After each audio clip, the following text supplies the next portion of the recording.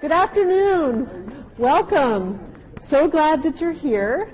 I'm Jane Dutton, and I'm one of the co-founders of the Center, and welcome to the fourth in our series on positive leads that comes from our book on how to be a positive leader. We're really glad you're here, and I just want to make sure to advertise a couple of sort of new additions to your table so you know that they're here. This in here is a new little descriptor of Amy. If you haven't sort of read about her, I'm going to do some formal introductions, but also a preview of Scott Sonnenschein, who will be here in January. It's been so wonderful for me because a lot of the people who have been participating this year are former Michiganders. We're here as PhD students, and they're coming back. They're coming back home to share their goods and share their wisdom. Amy's one of them. But before I get to Amy, again, I want to do a couple of things. First is, as is tradition, to thank the Joneses. Diane Jones is not here, but Paul Jones is here. They are the two sponsors of the series who have been so generous in supporting the Positive Links series now for many years. So please join me in giving them a hand and thank you.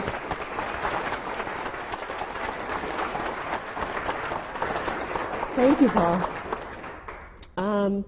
As one of the founders of the Center, I've also been challenging myself each time I do this introduction to come up with a different way to describe the Center. So for those of you who were here last time, I talked about us as a 4-H organization. We are a hub for research, a home for students, a harbor for practitioners and organizations, and a hatchery for new ideas. Okay, that's the 4-H introduction. That's last month, though. This month, I thought I would try a new way to characterize the Center in terms of a lens. A lens, or that metaphor of using the Center and this perspective as a lens, is one that we use, a metaphor that we use a lot. It's a lens on organization that really does encourage us to see the world and possibilities differently. And I'm just going to mention 3 ways that a POS lens, positive organizational scholarship lens, encourages new ways of seeing organizations, and give an illustration for each one of the questions that this lens opens up. So the first idea is the idea of an appreciative lens. So positive organizational scholarship encourages appreciation of what is good and what is working in and of organizations. For example, so apropos for today, how can and how have people crafted their work in ways that foster their own flourishing and the flourishing of others? A second way to think about a POS lens is as a resourcing lens. It encourages us to look seriously at processes and practices that unlock resources or build capacities and capabilities in individuals, dyads, teams, and whole organizations. For example, how can organizations foster onboarding processes that from the time a person starts an organization, fosters engagement, inspiration, and employee learning at work? The third and final lens is a developmental lens. A POS lens encourages serious considerations of trajectories of growth in capacities and capabilities of individuals and organizations over time. So, for example, it encourages us to ask questions like, how can organizations be designed in ways that expand individuals and teams' capacities for learning, for courage, for compassion, or for other kinds of desirable, virtuous capabilities? So one way to do this, to answer that third question, is by increasing the frequency and the effectiveness of building high-quality connections. And so for those of you who have been to previous ones, you know we start out by asking you to do a 30-second challenge, and that is to turn to someone at your table or at an adjoining table that you don't really know as well. Some of you are sitting in well-known clusters. I can see that. I'm going to challenge you. I'm going to give you 30 seconds to build a high-quality connection, and then I'm going to rudely interrupt you. Okay, so I'm just going to warn you, I'm going to rudely interrupt you. But your challenge is now, in the next 30 seconds, to build a high-quality connection to someone. Go.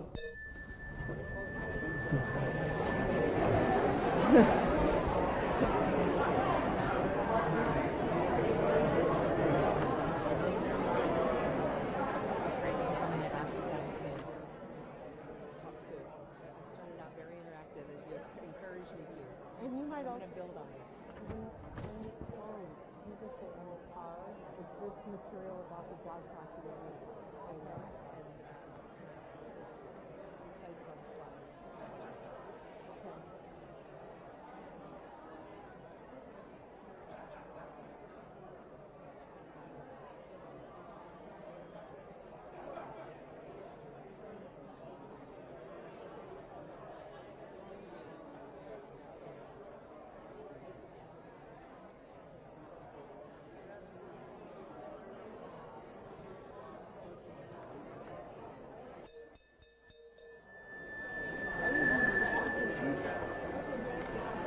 Okay, that was the rude part of my job.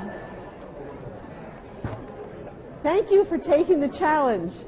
So now let me introduce to you literally one of my favorite people in the field. Our speaker today, Amy Wrzesniewski, has been involved in the Positive Organizational Scholarship and the Center for Positive Organization since its inception. She's one of Michigan's own, so we like to brag about her. She graduated with her PhD in organizational psychology and several years ago. And she's literally one of the world's experts on the meaning of work. She's done really important work on how people not just craft their jobs, which is something that you're going to hear about today, but also on people's how they view their work, or what she calls work orientation. So the difference that it makes in terms of people defining their work as a career, as a calling, or in any other way. If you saw her, recently her research has received a lot of press. For example, many of you probably saw her article in the New York Times Magazine this summer. There was coverage of work that she did with Barry Schwartz on human motivation that was published in the prestigious Proceedings of the National Academy of Sciences. Now let me just tell you, it is very rare for someone in our field to get a publication in some place like that. So that is one of many accomplishments. She's a spectacular researcher and teacher and community builder, and you're going to see a little bit of that today. However, I just have to say I am so ecstatic for her, because 2 weeks ago she learned that she got tenure at Yale University. Yay!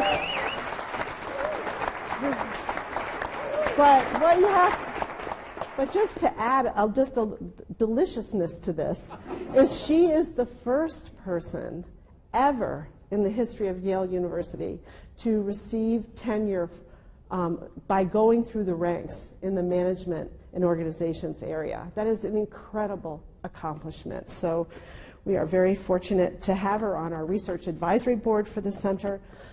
But I just have to end on a personal note.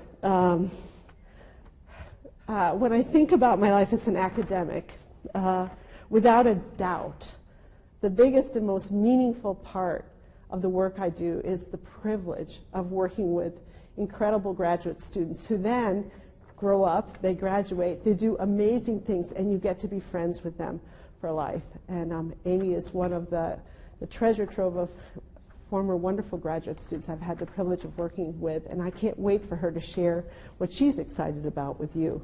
So please welcome Amy.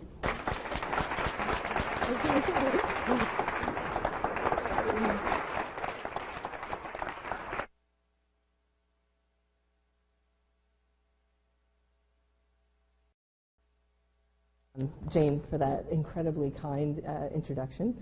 I will try to keep a stiff upper lip.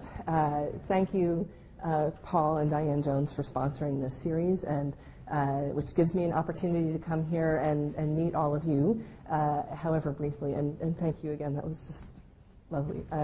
I am thrilled to be back home. So as Jane said, I went to graduate school here at Michigan some years ago, and I'm thrilled to be back. Every time I come back, it feels like it's a homecoming, and one of the things that's most exciting about that is the opportunity to talk with people who are genuinely interested in topics that are close to my heart around how is it that we can help people and organizations thrive in their working lives, both individually and together. And so it's in the spirit of that I'll be talking today, and I'll be specifically talking about research that I and others have been doing in the area of job crafting.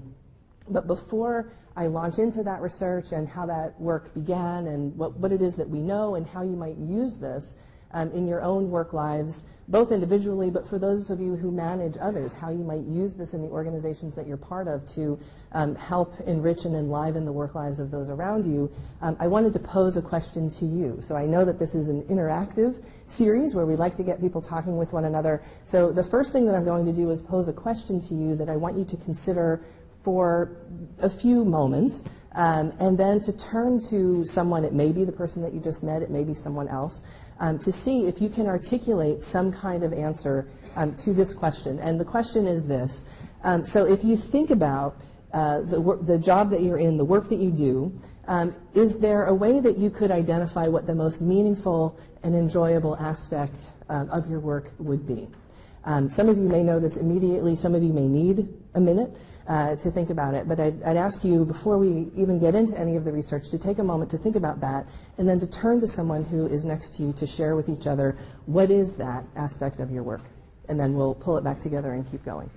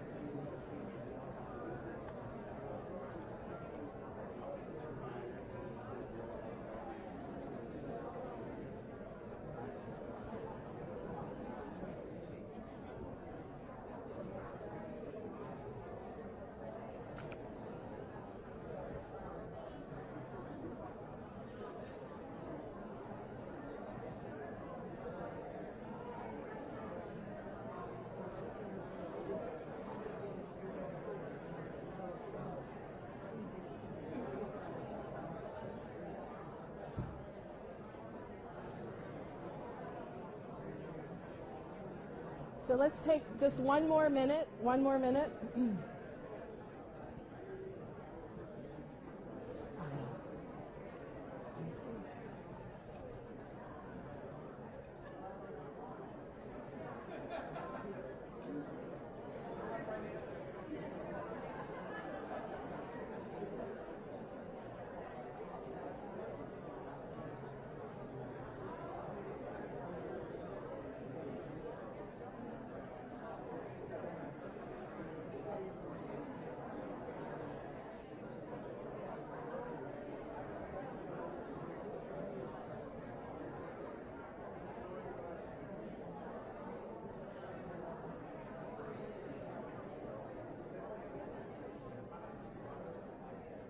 Okay, so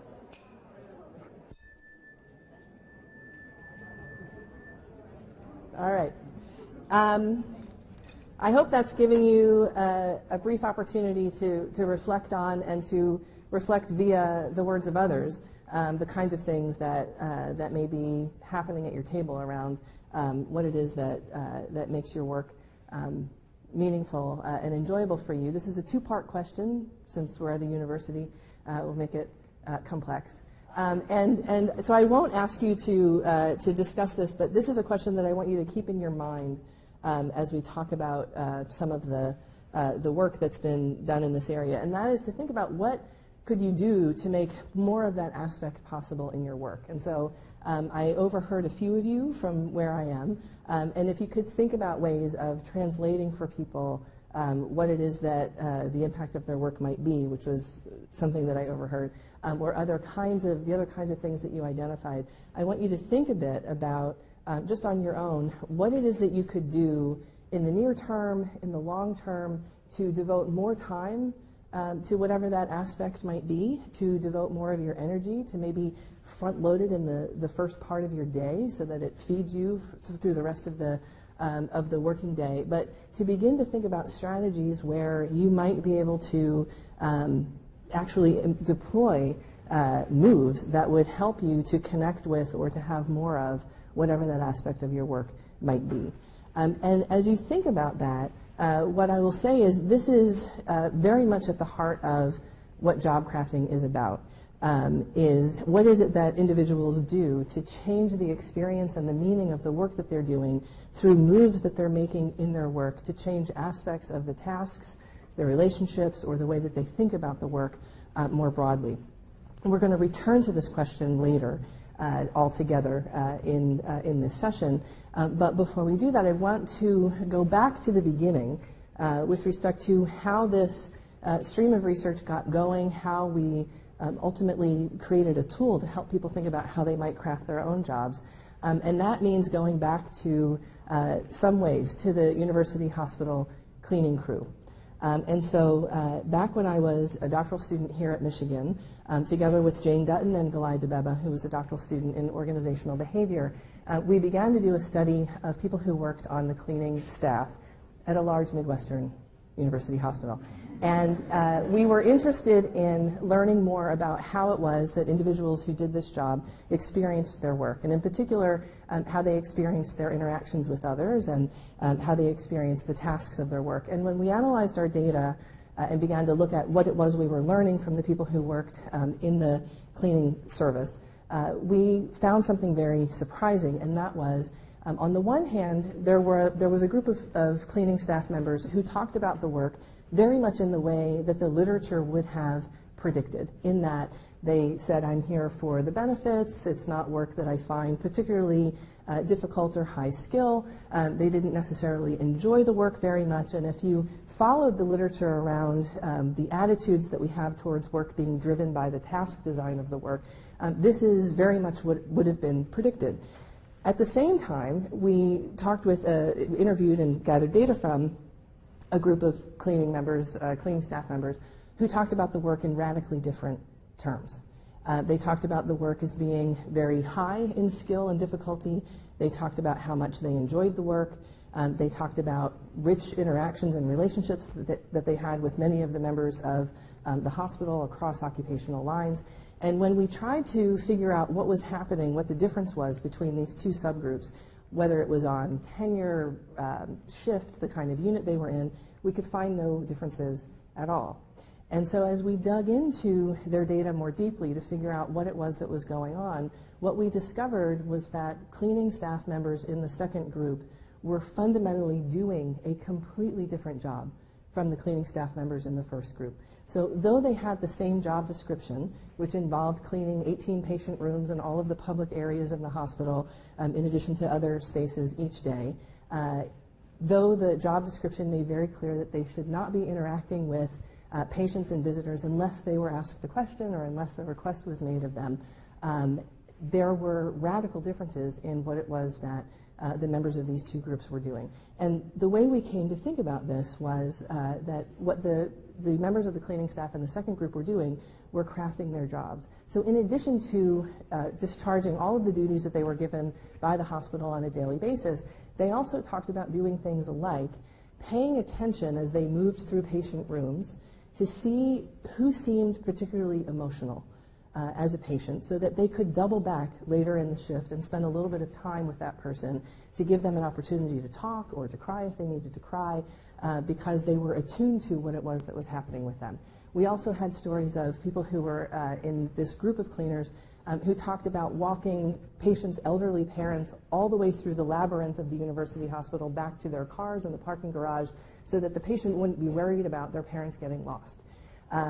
Another example of this had to do with a cleaning staff member who was very much attuned to, given the signs on the walls and sort of notes outside of the room, what kinds of conditions patients might have that might lead them to be sensitive to the smell of certain cleaning chemicals, so that they could time the cleaning to when the patient had been taken out of the room for a test or for some sort of rehab evaluation, so that that smell would dissipate by the time the patient came back into the room. And in what has perhaps become the most well-known example in the literature from our research was a cleaning staff member who worked on a long-term rehabilitation floor where patients were comatose and were hopefully emerging from those comas and beginning their long recovery.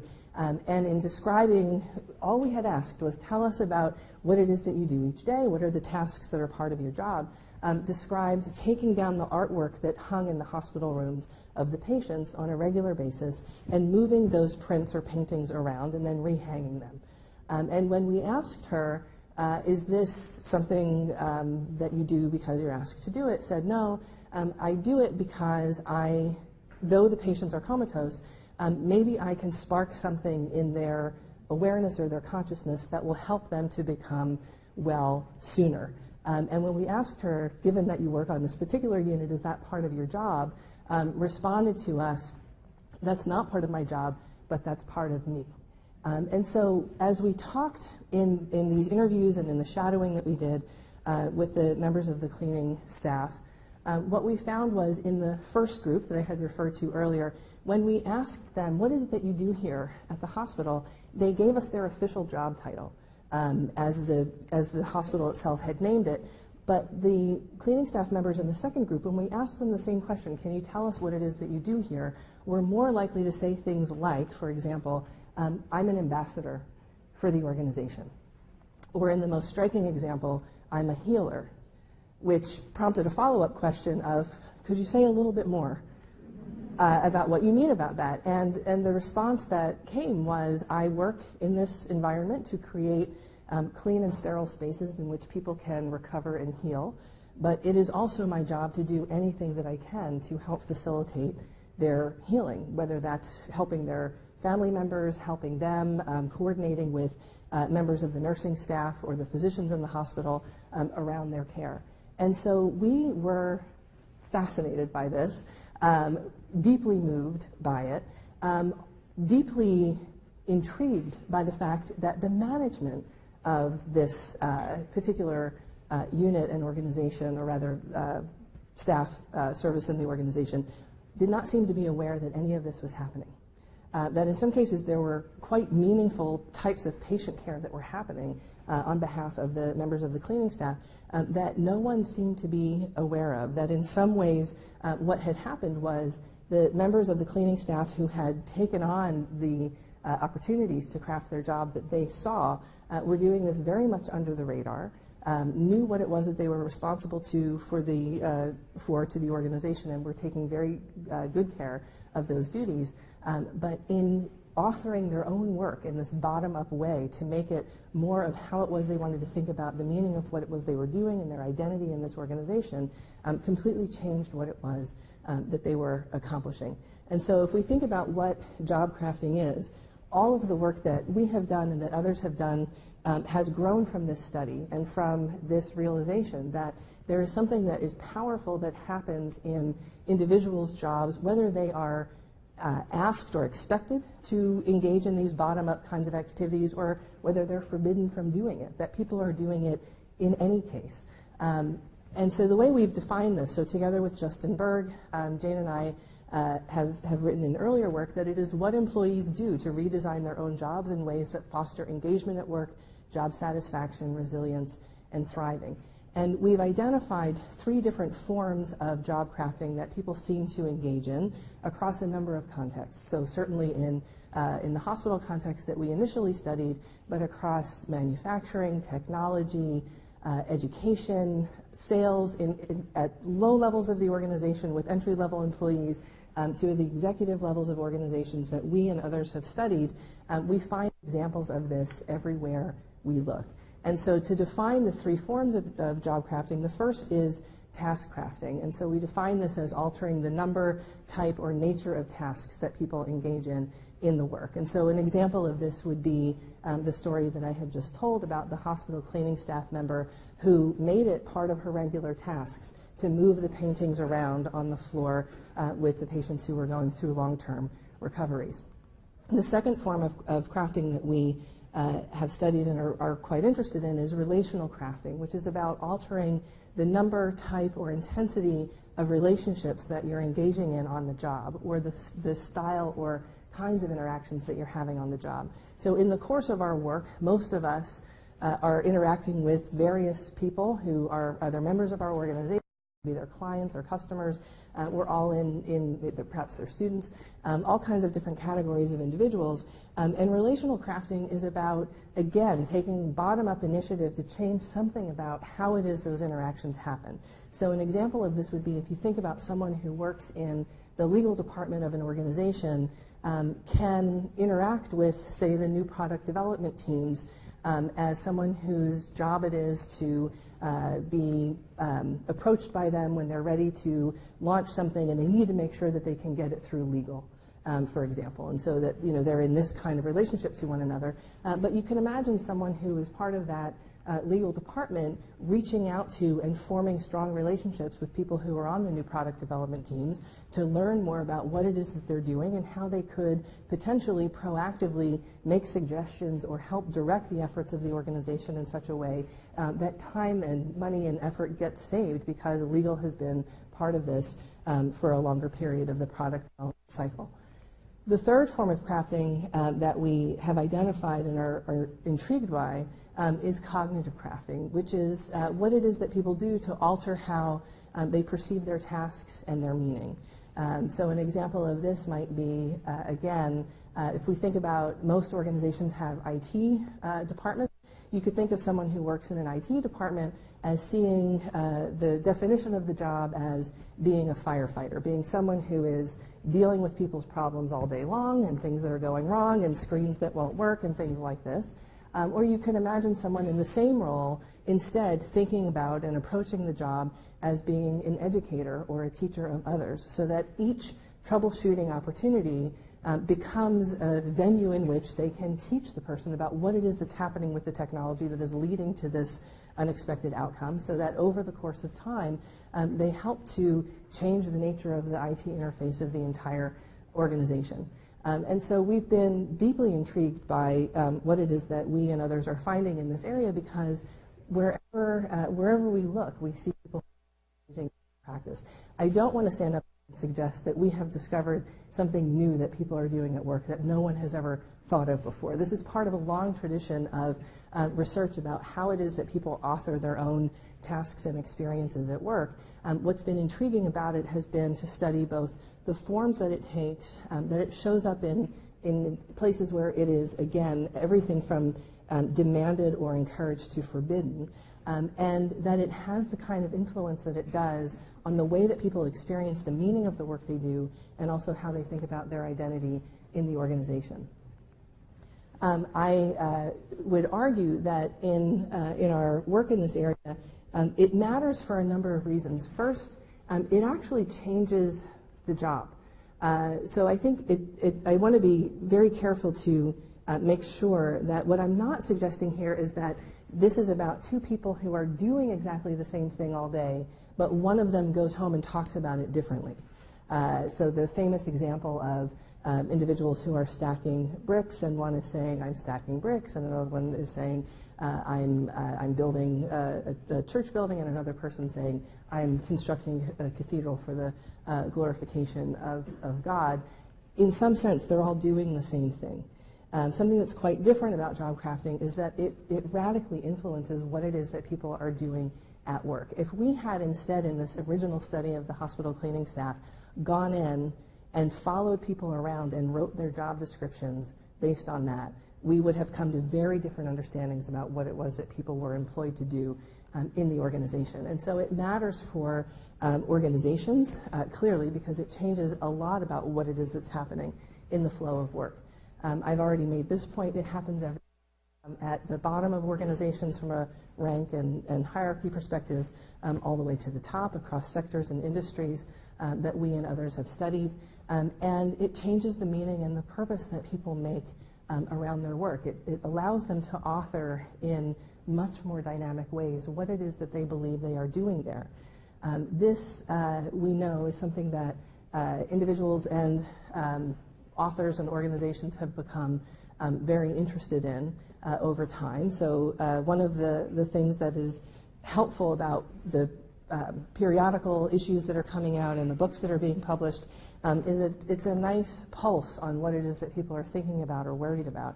And this speaks, I think, directly to a focus that we've seen over the last handful of years on happiness, meaning, purpose, and these kinds of issues as they relate to the work that people do.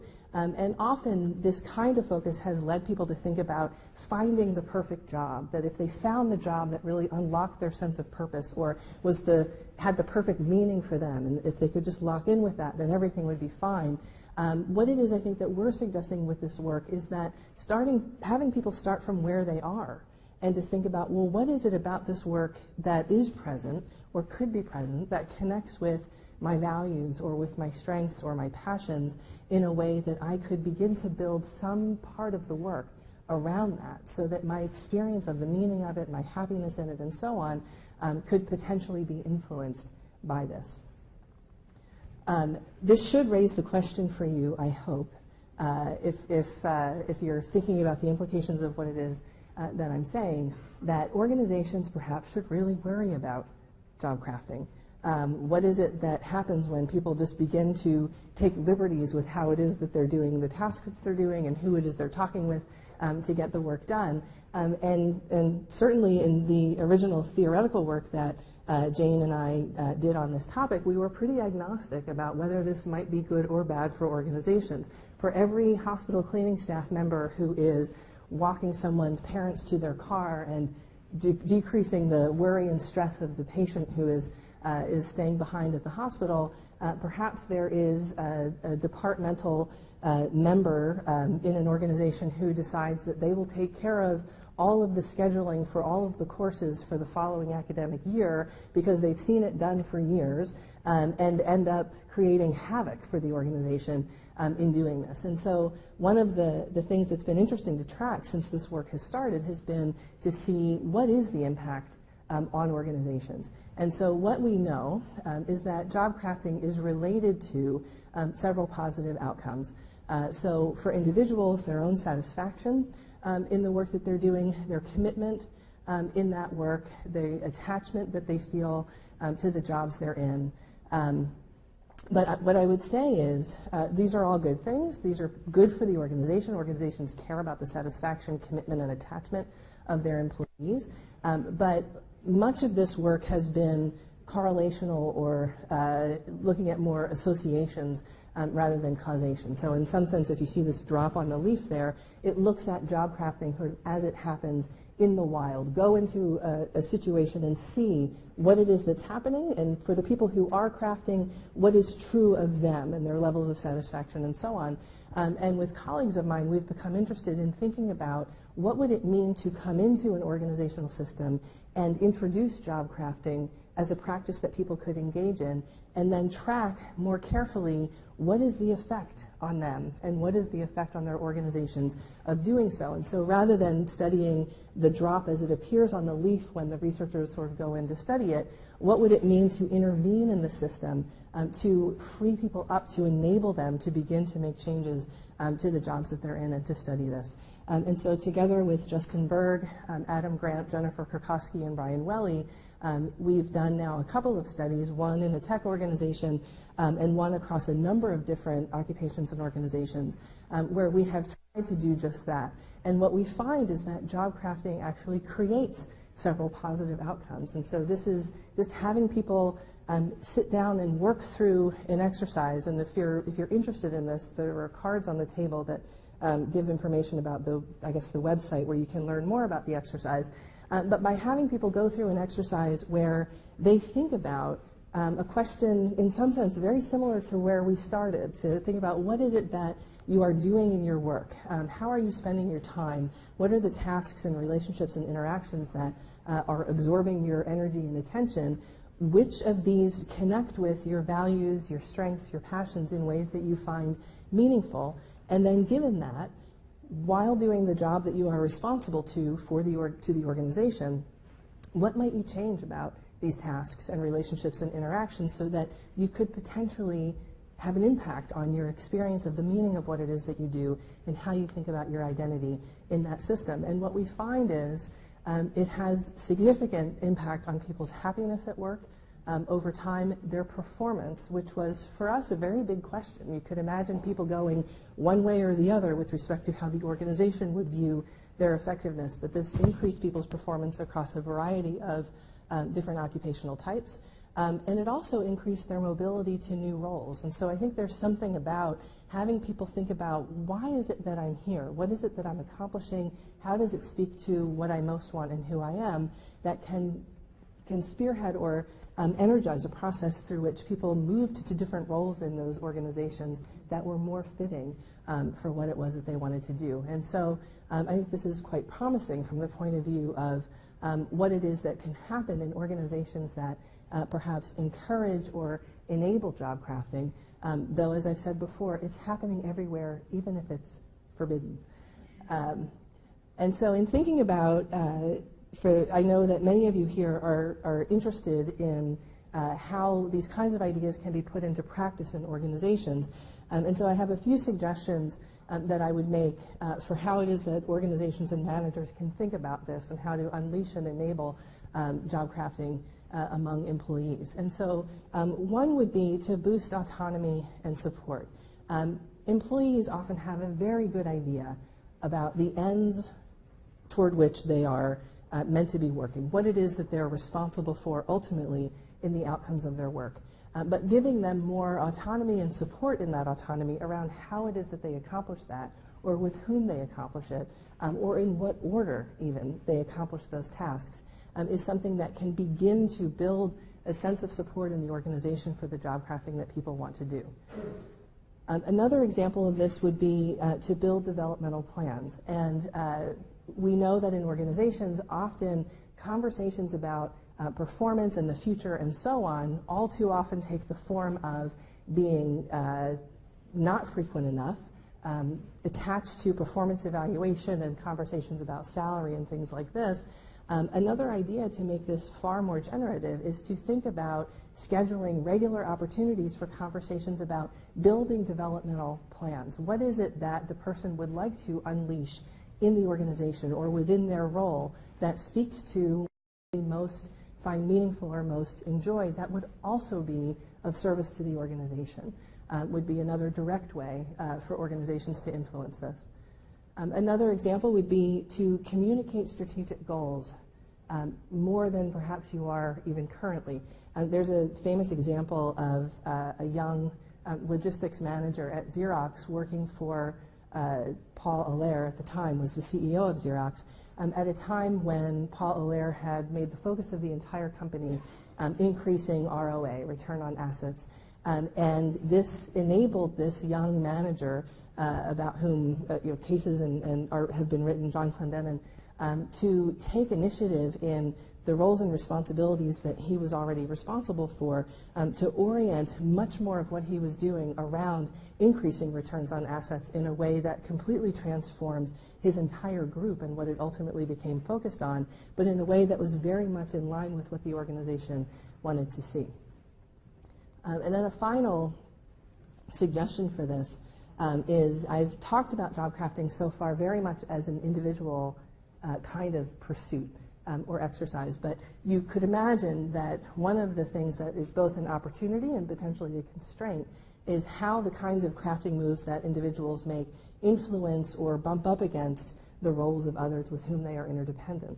And so one of the things that we are beginning to do a little bit of work around is to see what happens when you bring a group together that works together in the organization, to have them go through this kind of exercise as a unit, to think about, well, what is it that, if I really don't enjoy client meetings because I'm not comfortable in them, or I just don't think that I'm particularly well used there, but another member of the team loves client meetings and would love to take the client meetings that I'm responsible for, while I would perhaps love to do more report writing, or whatever the case may be, what would it mean to hold, in effect, a swap meet around the tasks and interactions and relationships that the group has to manage?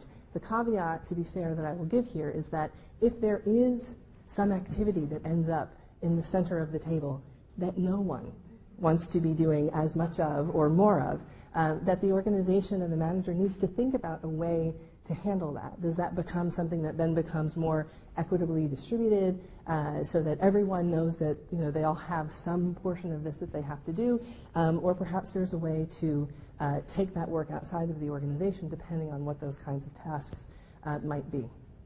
I have rarely been in a faculty meeting where faculty members talk than they do. So these are just a few ideas about things that might be effective in organizations.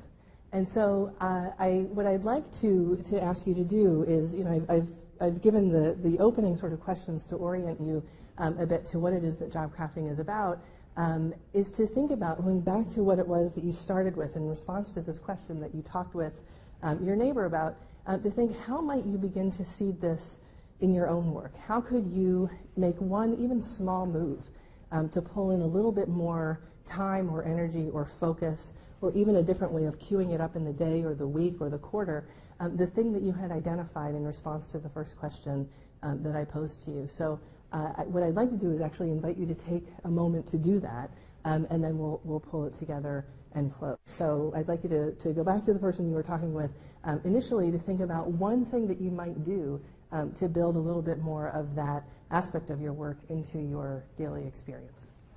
So.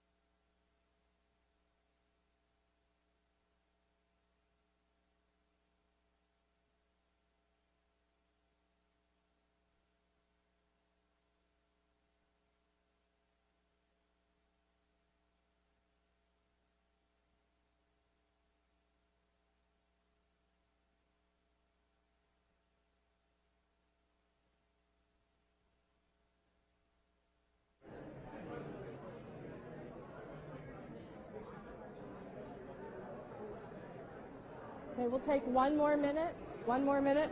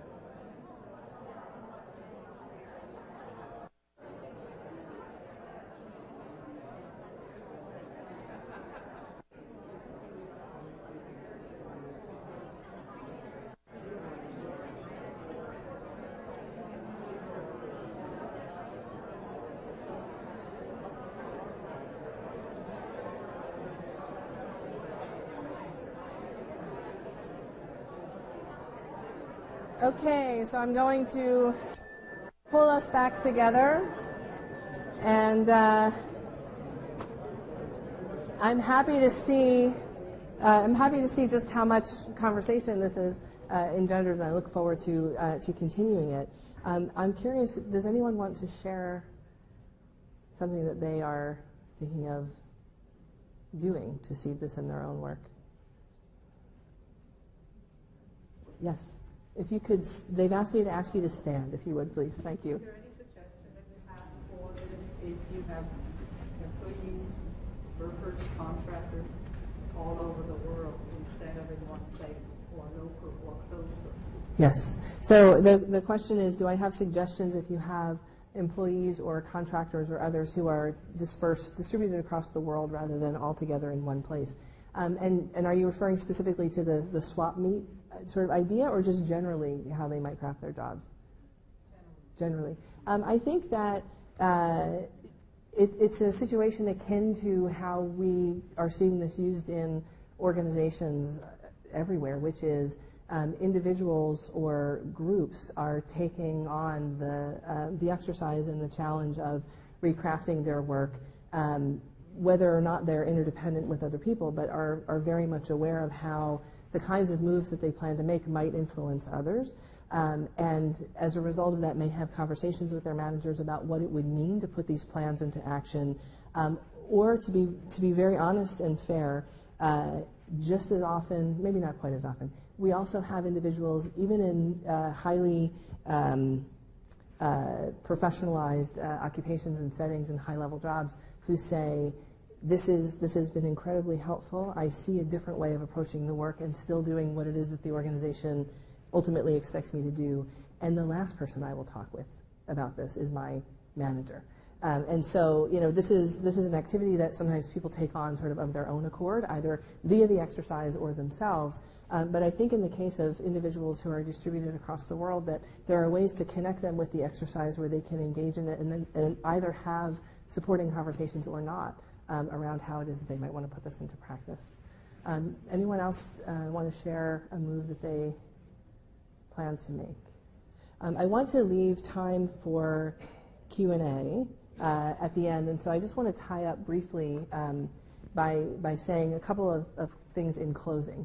And so in terms of implications and what it is we hope this work will unleash and what it means, first, we believe that this research in its aggregate helps to understand or change our understanding of the sources of meaningfulness in work. There's a long tradition in our field of seeing meaningfulness as being something that's inherent in the job itself, that something about the design of the work makes the work meaningful or not, or inherent in the individual, that there is something about particular people that they just find any kind of work that they might do to be meaningful. And what it is that we're trying to do here is to focus on and begin to build an understanding of what it is that happens when you think about meaningfulness in work as something that is inherent in the intersection between the individual and the job that they're in, and the ways in which they can dynamically influence each other. And as a result, this perhaps suggests a more stable source of practices and set of practices for facilitating meaningfulness in work. In effect, what the job crafting practice does is it helps individuals to see what is it about their own work that they can focus on, author, minimize, emphasize, and so on, changes their experience of the meaningfulness of the work. And in a context where frequent managerial and organizational changes are often the rule along a number of industries, where it would be difficult to make it the responsibility of a manager or of the organization to make the work somehow meaningful, it gives people the opportunity to have more of a portable, agentic enactment of the work they do across organizations and jobs in a way that they themselves, in a bottom-up sense, control and have authorship of, which is something that we feel is important to the understanding of job crafting. And so the first step in all of this is, if you would like, to start to explore and test the impact of job crafting. The site is there where you can find more about the exercise. But the closing thought I want to leave you with before I open it in case there are any questions is if you asked what is the most powerful way to signal a commitment to employees' sense of purpose and to meaning in their work, I would argue it's to celebrate and support their ownership of it. So with that, I thank you for.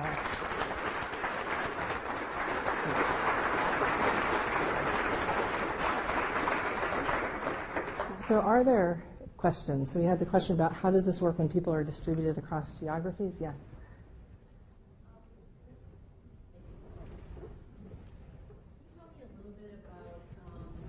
How supervisors at your research react to this? Yes. Mm-hmm. So we have, I've encountered a range of reactions to this, and so I'll tell you about those. So everything from great excitement at a way in which to even just have conversations with employees about what it is that they would do if they could, and how is it that the manager could make that possible. And again, I want to be clear that I'm not talking about someone who's a computer engineer saying, I would really love to be the company guitarist, and that somehow we can make this possible. It's again sort of typically within the understanding of the role that the person is in. But a reaction as strong as that to managers who are extremely nervous at even the suggestion that people are doing this or should be or could be doing this. And typically my response in situations like that is to say, your employees are doing this anyway.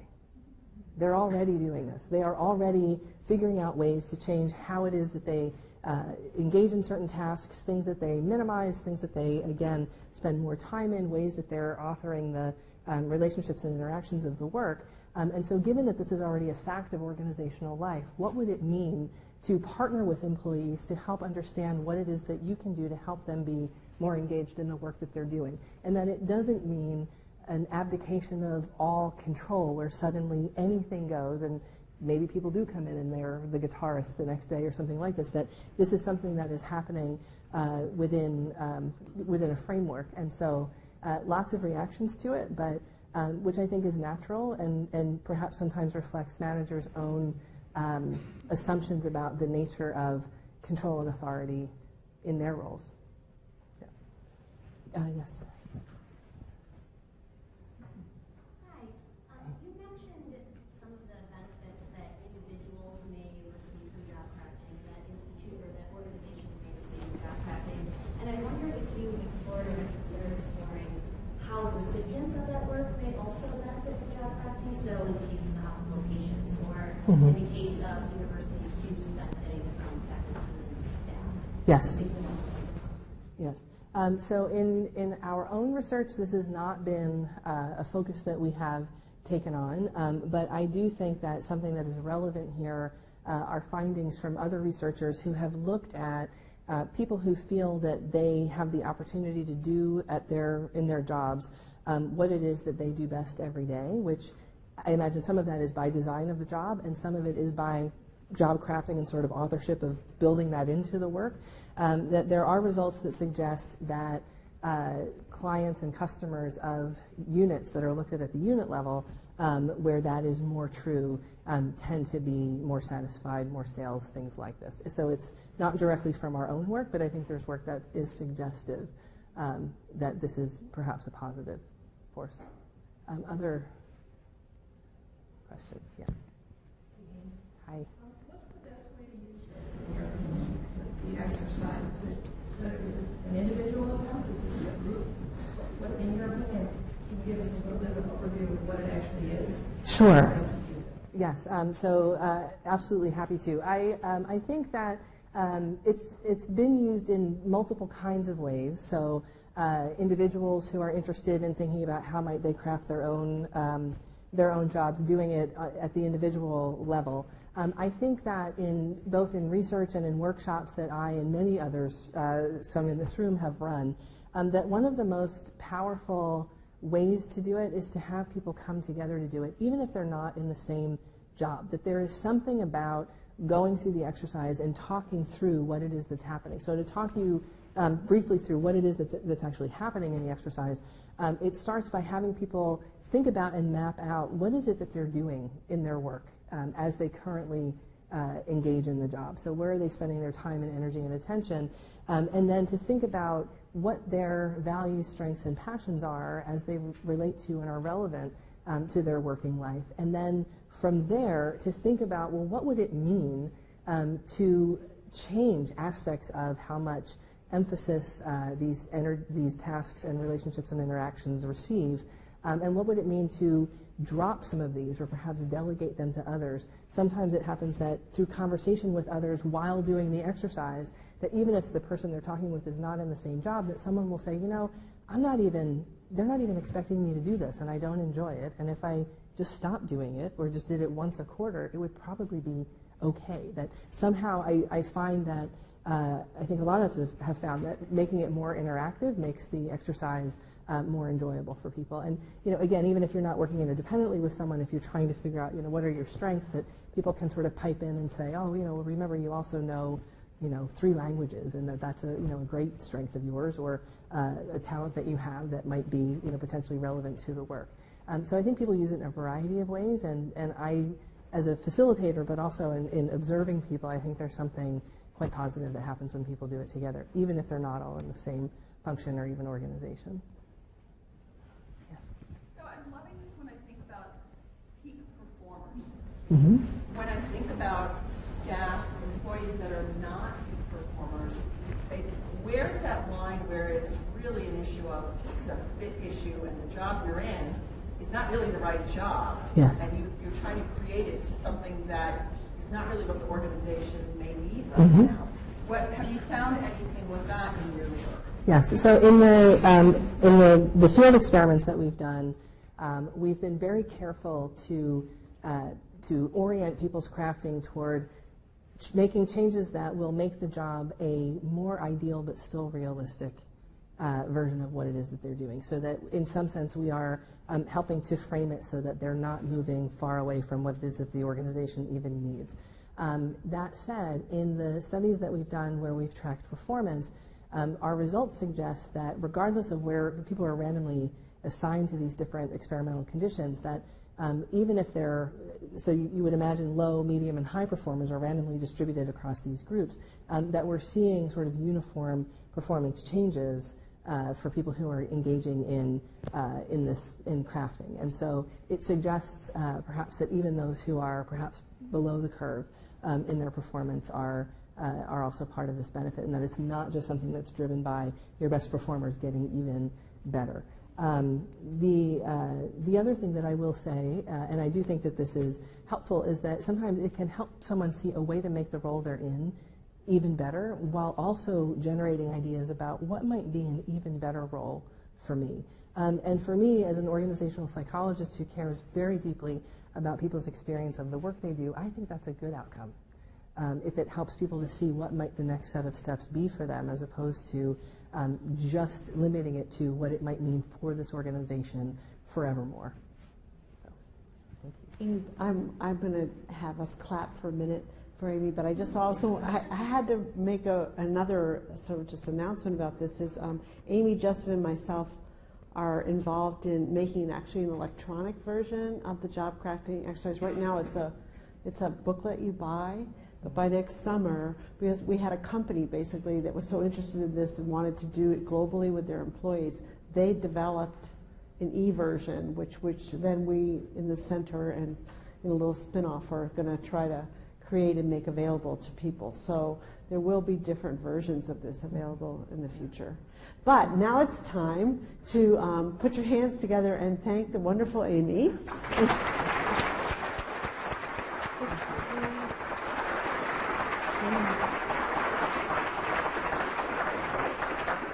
I want to thank Janelle and Angie for helping to put, again, the Link series together. They're just doing a wonderful job behind the scenes, and Janelle in particular helped us to find this wonderful, you know we love artifacts. When you open this up, you'll understand the imagery around positive spirals. So thank you, Amy. Thank you. Thanks so much. And I want to invite you to reception. Amy will be hanging around. There'll be good food and drink at the reception. But I also want to give a pitch for Scott, who will be here in January, because in the book, Amy and Laura Morgan Roberts, who if you were here last month, you listened to, were in the Unlocking Resource cluster of the book.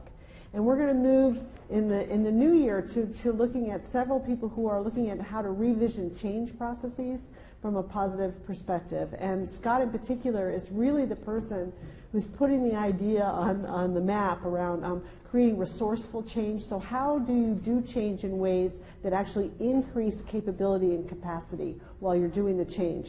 And it creates a very different set of management opportunities than thinking about change from more of a resistor mindset. So come join us in January.